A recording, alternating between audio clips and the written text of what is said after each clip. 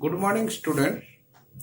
In this video, I shall discuss how the study of the genetic material is beneficial for the human being. The most common examples are your Human Genome Project and how this Human Genome Project reveals the different sequence of the genome of the human being and how it becomes useful for human beings in the different fields.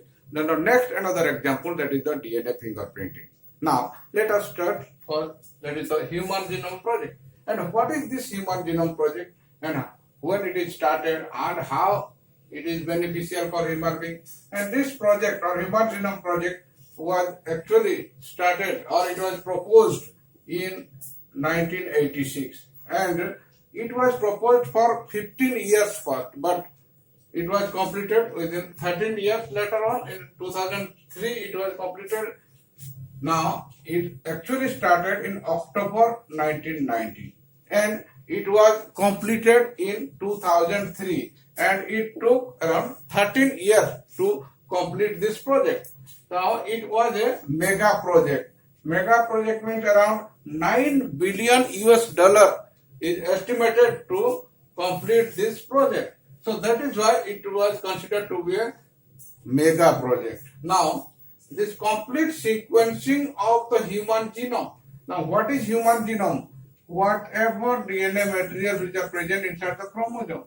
So there are 23 pairs of chromosome in case of human being. And how these 23 pairs of chromosome, they contain the DNA material inside them, and what are the different nitrogenous base sequence which are present there inside the chromosome. Now this was actually studied here in this project. Now, next one. Now which technique normally used for this genomic study?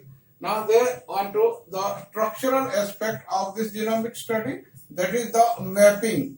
Mapping means what is a genome and what are there inside the genome, the complete mapping of this genome. Then next one, sequencing.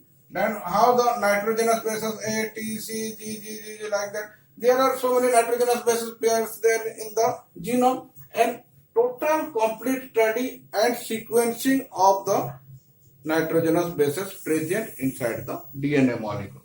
Then the next one, it must be recorded properly. That means it is the computational procedure. That means if we revealed everything, no doubt, but we have to store the data properly, then only we can use in proper place in proper time. So that is why this computational procedure normally used by some computer technology. This computer technology was used to store the data, and the analysis of the data is done by this computer technology. Now another, the functional aspect. Next one, what is this functional aspect? That means which DNA sequence or which gene is responsible for expression of the which type of character. So that is the functional aspect, because the DNA molecule is there, no doubt. But what is the role of this DNA molecule? This DNA molecule prepare the mRNA, and this mRNA then prepare the protein molecule. And this protein molecule normally nothing but the characters which are expressed in an organism. So whatever characters which are expressed in the organism, that is due to this DNA sequence or gene sequence. So this functional aspect must be studied in this project. Now next one, that is the comparative genome of the different species. That means suppose we revealed first, in case of human being, we study the genome of the human being, then we study the genome of the E. coli bacteria, we study the genome of so many other organisms, and we can compare the genome of the different organisms and we can get benefit out of it. Now next one, who actually funded, because it is a billion-dollar project. So if it is a mega project and billion-dollar project, some funding agencies were there. The first one, that is the US Department of Energy and National Institute on Health. So this is the major contribution of this department towards this human genome project. Then next, the Wellcome Trust of UK, United Kingdom. Now in England, then they also contributed a lot. Now other countries like your France, Japan and Germany, they also contributed to this project and give some funds for this project. Now this project was launched in 1990 and it was completed in 2003. Also, due to the advancement of the technology, due to the advancement of the computer technology, you can say the project was completed before 2 years. It was planned for 15 years, but in 13 years it was completed successfully. And the results which are discussed later on. Now, what were the goals of this project? Now, there, whenever we are launching any project, that means there must be some objective, some specific goals so that this can be revealed later on. Now, first one, the first and most important goal, that is to identify all the genes. It was estimated that around 20,000 to 25,000 genes were there in the human genome. And the first objective or first goal is to identify the genes which are present in the human genome. After identification, next one, that is to determine the base sequence. Around 3 billion base sequences are there in the human genome. And we must have to determine the base sequence. That means A, T, C, G, G, whatever may be the base sequence. This base sequence must be determined so that we can record it properly. Then next one, to store them in database, because it is 3 billion base sequences are there, and it is not easy to store the 3 billion base sequences. So that is why a systematic database must be prepared to store all the sequences.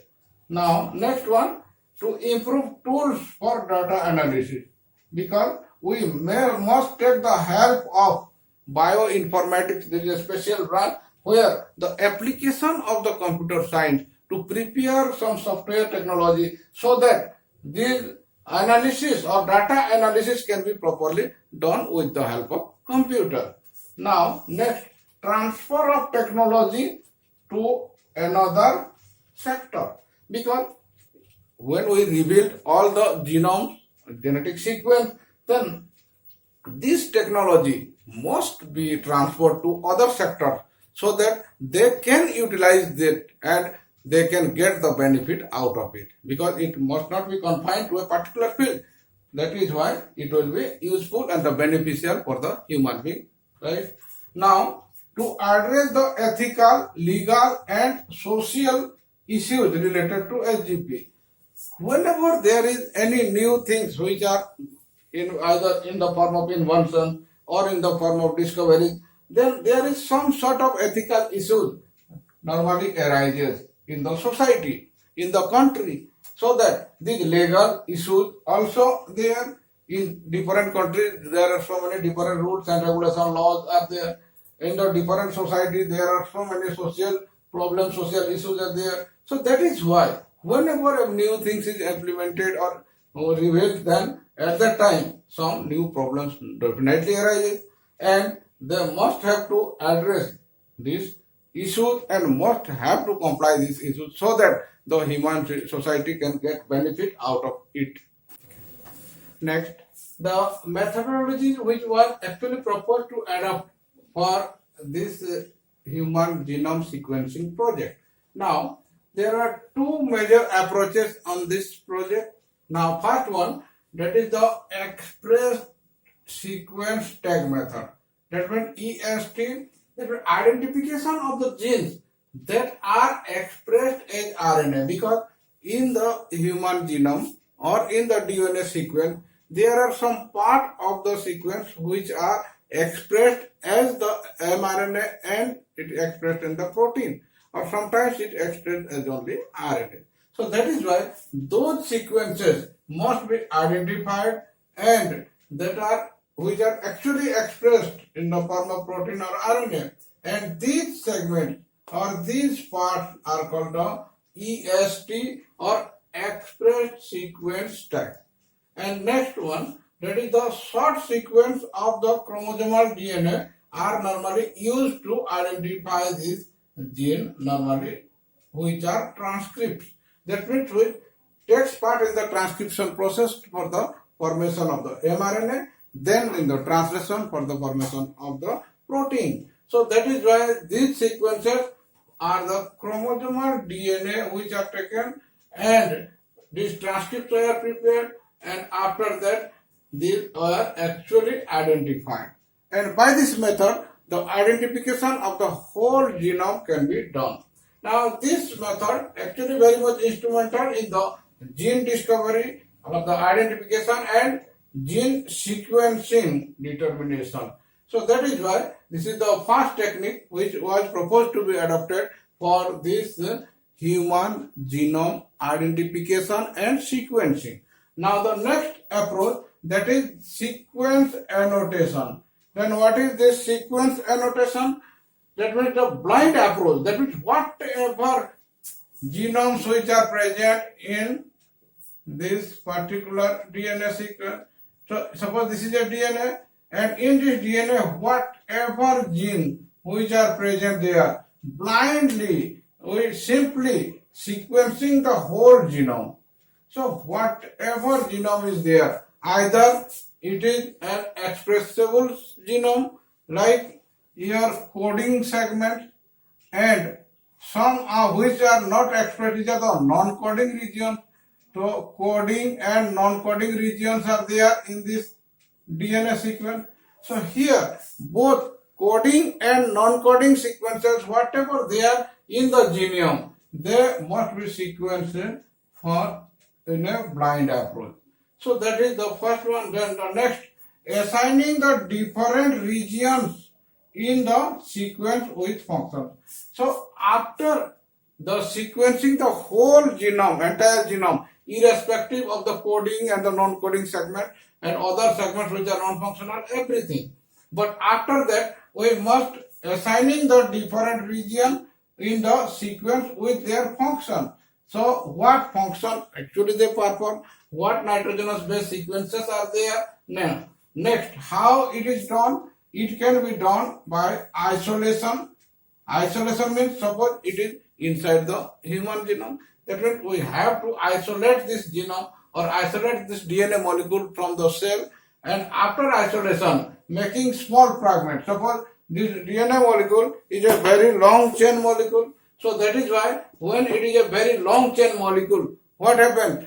It is not easy to sequence it at a time. So that is why this long sequence must be cut into small fragments. Now these small fragments are then cloned to the host. There must be a suitable host where this sequence or this small fragment must be cloned by using suitable vector. And normally the hosts are the bacteria and the yeast. Bacteria is an unicellular organism, it is a prokaryote, and the yeast also a fungus, but it is used here for this purpose. So the hosts are normally yeast and bacteria, which can easily culture in a suitable medium, and they can be used for this purpose. The next one, the vector. The vectors which actually transmit these fragments or carry these fragments from the particular medium to this particular host. So these are the bacterial artificial chromosome, BAC. So these hosts are prepared, these vectors are prepared, and these vectors are normally transmitted into the host, the genome.